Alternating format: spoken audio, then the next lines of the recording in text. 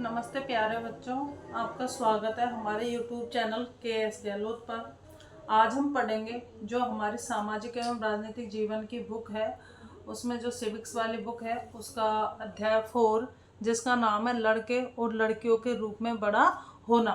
ठीक है, इस अध्याय को हम पढ़ने वाले हैं और आप अच्छे से पढ़िए। देखिए इसमें हम क्या क्या पढ़ने वाले हैं, एक बार देख लेते हैं। पहले हम इसका परिचय देखेंगे, फिर हम पढ़ेंगे 1920 के दशक में सामोआ द्वीप में बच्चों का बड़ा होना।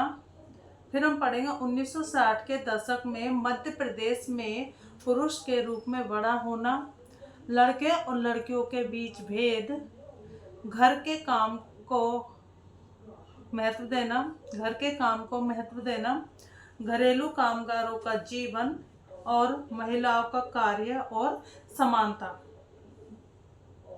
ठीक है प्यारे बच्चों, ये सारे टॉपिक हम इसमें पढ़ने वाले हैं, तो पढ़ना स्टार्ट करते हैं।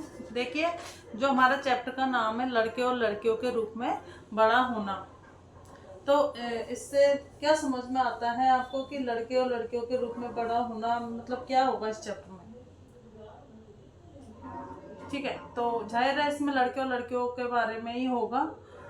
ठीक है, जैसे मान लो हमारे आसपास हमारे परिवार में हम खुद देखते हैं कि जो लड़का होता है और लड़कियां होती है उनमें क्या क्या अंतर पाए जाते हैं।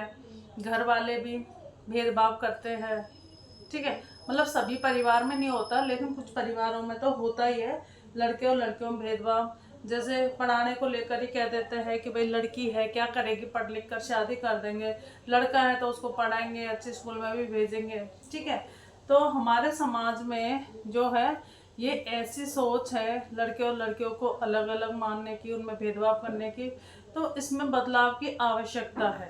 ठीक है, और अब हमारा जो संविधान है वो तो कहता है भाई सभी लोग समान है, चाहे स्त्री हो पुरुष हो। ठीक है, हमारा एक अनुच्छेद भी है, अनुच्छेद 15, उसमें कहा गया है कि जाति लिंग के आधार पर, जाति धर्म के आधार पर किसी कोई प्रकार का भेदभाव नहीं किया जाएगा, लेकिन लिंग के आधार पर यानी स्त्री पुरुष के आधार पर भेदभाव किया जाता है। ठीक है, देखिए परिचय। लड़का या लड़की होना किसी की भी एक महत्वपूर्ण पहचान है, उसकी अस्मिता है। ठीक है, यानी लड़का हो या लड़की हो उसकी एक महत्वपूर्ण पहचान है। ठीक है, उसकी अस्मिता है। अस्मिता क्या होती है, देखिए यह एक प्रकार से स्वयं के होने यानी अपने अस्तित्व के प्रति जागरूक का भाव है। अस्मिता क्या है, अपने आप के होने यानी हम है। ठीक है, तो हमारे प्रति हमारे अस्तित्व को लेकर अस्तित्व का एक भाव है कि हम है। ठीक है, जिस समाज के बीच हम बड़े होते हैं वह हमें सिखाता है कि लड़के और लड़कियों का कैसा व्यवहार स्वीकार करने योग्य है। तो जिस समाज में, जिस सोसाइटी में हम रहते हैं तो वो हमें सिखाता है कि लड़कियां किस प्रकार का व्यवहार करेगी। ठीक है, और लड़के किस प्रकार का व्यवहार करेंगे, उसी को जो है समाज में स्वीकार किया जाएगा। इस अध्याय में हम देखेंगे कि अधिकांश समाज पुरुष व स्त्रियों को अलग अलग महत्व देता है। स्त्रियों को पुरुषों से कम महत्व दिया जाता है। ठीक है, तो अलग अलग समाज में स्त्री पुरुषों को अलग अलग महत्व दिया जाता है, लेकिन पुरुषों की तुलना में स्त्रियों को कम महत्व दिया जाता है।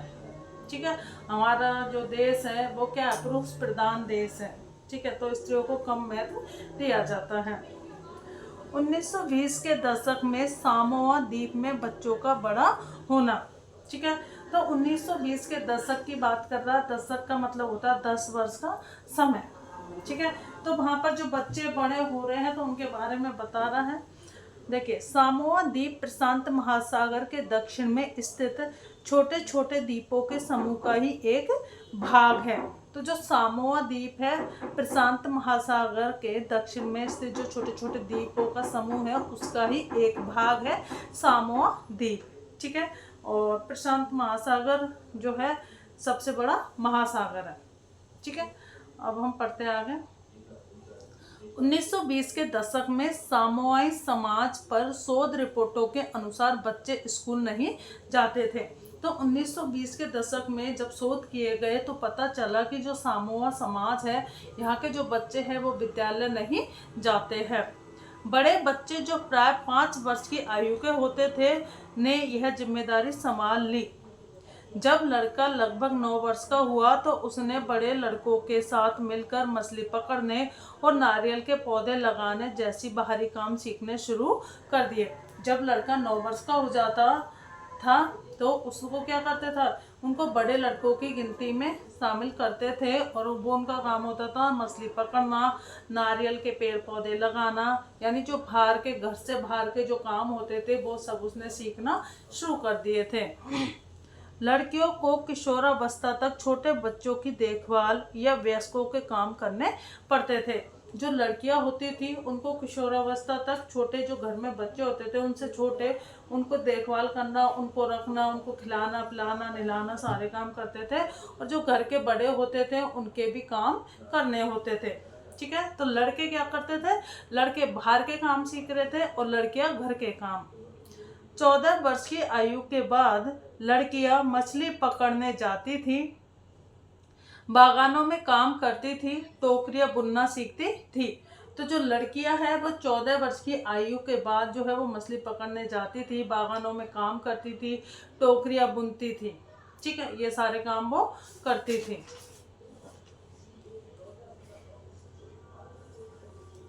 उन्नीस सौ 60 के दशक में मध्य प्रदेश में एक पुरुष के रूप में बढ़ते हुए। तो 1960 के दशक में मध्य प्रदेश में एक पुरुष के रूप में बढ़ते हुए, इसके बारे में पढ़ेंगे और आप कमेंट बॉक्स में बताएंगे मध्य प्रदेश की राजधानी का नाम क्या है। कक्षा 6 में आने के बाद लड़के और लड़कियां अलग अलग स्कूल में जाते थे। तो 1960 के दशक में जो मध्य प्रदेश है वहाँ पर लड़कियां जब 5वीं तक पढ़ते थे बच्चे, तो लड़के लड़की साथ साथ में पढ़ते थे। ठीक है, लेकिन जो कक्षा 6 में आ जाते थे तो लड़के और लड़कियों के अलग अलग स्कूल होते थे, वो अलग अलग स्कूल में पढ़ने के लिए जाते थे। लड़कियों के स्कूल में बीच में एक आंगन होता था जहां वे बाहरी दुनिया से अलग और सुरक्षित रहकर खेलती थी। जो लड़कियों का स्कूल होता था उसमें बीच में एक आंगन होता था, ठीक है, और वो वहीं पर खेलती थी। लड़कों के स्कूल में अलग से ऐसा कोई आंगन नहीं होता था। तो जो लड़कों का स्कूल था वहाँ पर ऐसे जैसे लड़कियों के स्कूल में आंगन था वैसे लड़कों के स्कूल में कोई आंगन या बाड़ा नहीं था। लड़के सड़कों का उपयोग आराम से खड़े रहने, खेलने और अपनी साइकिलों से करतब दिखाने के लिए करते थे। जो लड़के हैं वो सड़कों का उपयोग किसके लिए करते थे, वहाँ सड़कों पर खड़े रहते थे, खेलते थे। ठीक है, साइकिलें चलाते थे, अलग अलग अपनी साइकिल चलाने कलाकारी दिखाते थे। लड़कियां हमेशा समूह में जाती थी क्योंकि उन्हें छेड़े जाने या हमला किए जाने का डर रहता था। जो लड़कियां थी वो हमेशा समूह में यानी अपने ग्रुप के साथ रहती थी। उन्हें डर था कि कोई उन्हें छेड़ देगा, उन पर किसी भी प्रकार का कोई हमला कर देगा। ठीक है, अब हम पढ़ेंगे लड़के और लड़कियों के बीच भेद।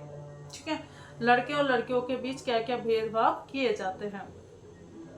समाज में छोटी उम्र से ही लड़के और लड़कियों के बीच स्पष्ट भेदभाव किया जाता है। जो हमारा समाज है वहाँ पर लड़के और लड़कियों के बीच जो भेदभाव है वो छोटी उम्र से ही स्टार्ट हो जाता है। लड़कों को आमतौर पर खेलने के लिए कारें दी जाती है और लड़कियों को गुड़िया। ठीक है, तो खिलौने देने से यानी बचपन से ही लड़के और लड़कियों में भेदभाव शुरू हो जाता है। लड़कों को खेलने के लिए कारें दी जाती है, ठीक है, और लड़कियों को खेलने के लिए गुड़िया। ठीक है, यह अंतर छोटी छोटी और रोजमर्रा की चीजों में पैदा होता है, जैसे कि लड़कियों को कैसे कपड़े पहनने चाहिए, लड़कों को कौन से खेल खेलने चाहिए, लड़कियों को कैसे धीरे से बात करनी चाहिए या लड़कों को कैसे सख्त होना चाहिए। तो जो भेदभाव है लड़के और लड़कियों के बीच, तो जो हमारे ये जो भेदभाव के अंतर है ये हमें हमारी रोज़मर्रा की जो दैनिक दिनचर्या है उसमें देखने को मिलते हैं। जैसे कहते हैं ना कि लड़कियां हैं छोटे कपड़े नहीं पहनेगी, ठीक है, तो लड़कियों को कैसे कपड़े पहनने चाहिए, लड़के हैं तो उनको कौन कौन से खेल खेलने चाहिए, और लड़कियों को जो बात है वो तेज़ नहीं करनी चाहिए, धीमी आवाज़ में बात करनी चाहिए, धीरे से हंसना चाहिए, ठीक है। और लड़कों को सख्त होना चाहिए, जैसे कोई लड़का रोता है तो हम कहते हैं देखो ये लड़का होकर भी रो रहा है, ठीक है। तो ये भेदभाव है। अधिकांश समाजों में पुरुषों और महिलाओं द्वारा निभाई जाने वाली भूमिकाओं या उनके द्वारा किए जाने वाले कार्यों को समान रूप से महत्व नहीं दिया जाता है। जो हमारे यहाँ अधिकांश समाज है वहाँ पर स्त्री पुरुष के द्वारा जो भी काम किए जाते हैं तो उनको हम समान महत्व नहीं देते हैं।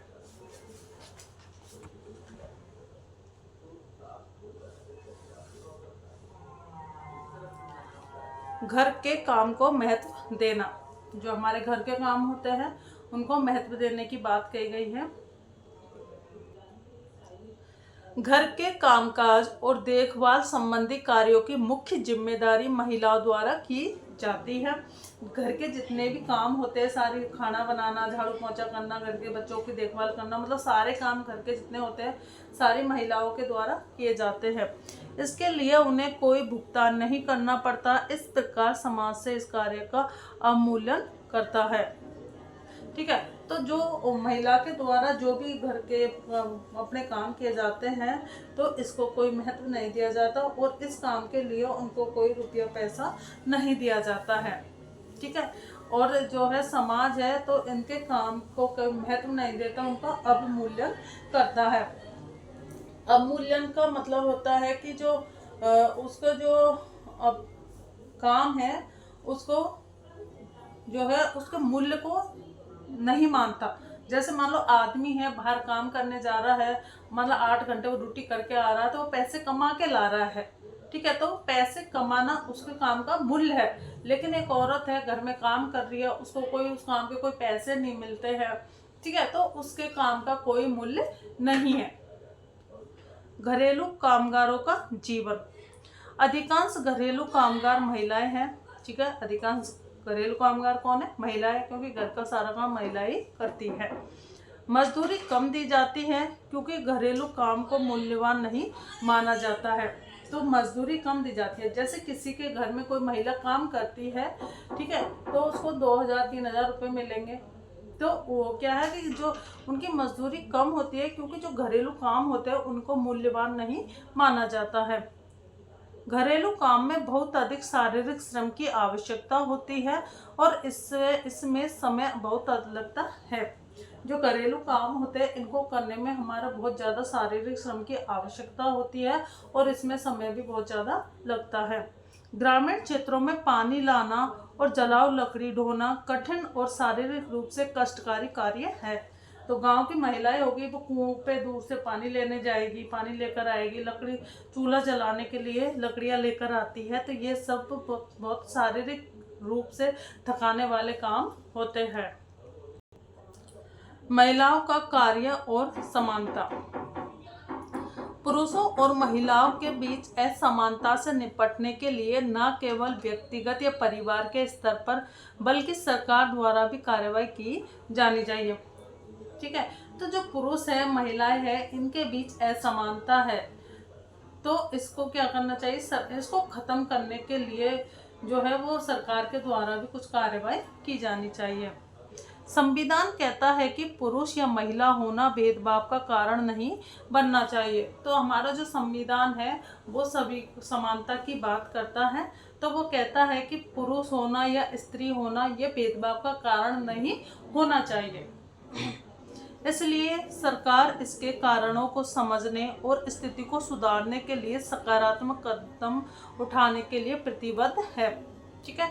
तो जो समाज में असमानता है स्त्री पुरुषों के बीच, इसके कारणों को समझने के लिए और इसमें क्या क्या सुधार किया जा सकता है, तो सरकार के द्वारा बहुत सारे इसके लिए कदम उठाए जा रहे हैं।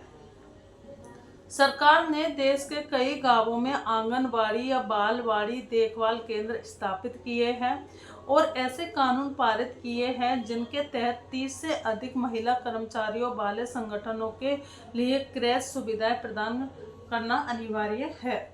तो सरकार जो है वो उन्होंने कई गांवों में जो आंगनवाड़ी केंद्र है, बालवाड़ी है, यहाँ छोटे छोटे बच्चों को रखा जाता है संभालने के लिए, ताकि जो घर की महिलाएं हैं बाहर काम करने जा सके। तो सरकार के द्वारा ये सब कदम उठाए गए हैं और क्रेच खोले गए हैं। क्रेच जो है वो ऐसा स्थान होता है जहाँ पर छोटे बच्चों की देखभाल करने होती है और माता पिता काम पर जा सकते हैं। ठीक है, तो जब माता पिता काम पे जाते हैं तो अपने छोटे बच्चों को क्रेच में छोड़ जाए, ठीक है, और वो अपना काम करने जा सकते हैं। तो ये चैप्टर जो है वो छोटा सा है और इजी चैप्टर है। ठीक है, तो ये चैप्टर तो हो गया हमारा ख़त्म। वीडियो को लाइक करना, शेयर करना, सब्सक्राइब करना और कमेंट करना, और मध्य प्रदेश की राजधानी का नाम बताना कमेंट करके कि क्या है। और आगे भी हम किसी और वीडियो में मिलेंगे। तब तक के लिए धन्यवाद।